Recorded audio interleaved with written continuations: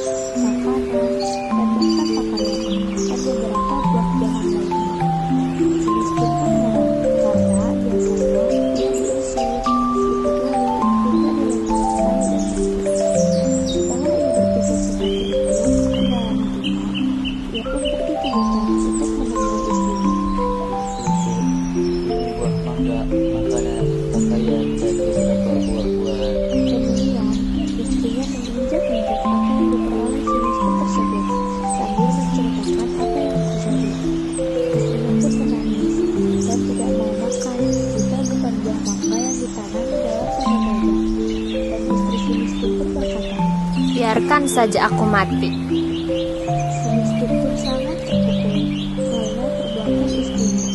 Kemudian ia pergi menghadap Maharaja Indradewa yang saat itu sedang mengadakan pertemuan raja.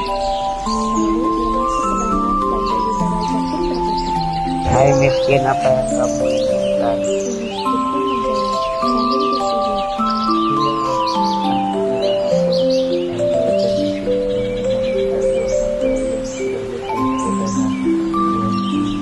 ingin kamu lakukan dengan buah mangga ini? Tolong ambilkan setangkai buah mangga untuk si miskin ini. Kemudian diambilkanlah buah mangga tersebut untuk si miskin yang sedang sujud kepada Baginda Raja. Setelah itu, si miskin pun berjalan pulang ke rumahnya. Setelah dilihat oleh sang istri, asal si miskin dapat membawa setangkai buah mangga. Ia pun tertawa senang. Kemudian sang istri menangis demi makan buah mangga yang ditanam di dalam taman raja. Dengan cara yang sama, si miskin pun mendapatkan buah mangga yang ditanam di taman raja untuk istrinya yang sedang mengidap sakit. Selama istri si miskin itu hamil, banyak makanan, pakaian, beras, dan peralatan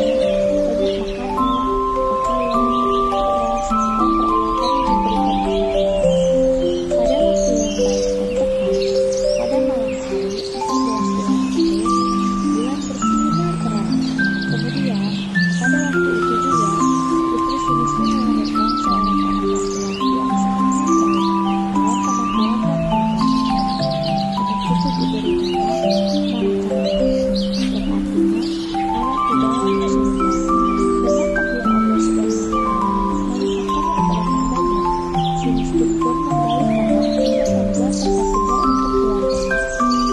Ketika ia menggali tanah untuk menancapkan tiang, ia menemukan keranjang besar yang berisi banyak emas. Istrinya pun datang. Emas ini tidak akan habis sampai anak cucu kita, suamiku.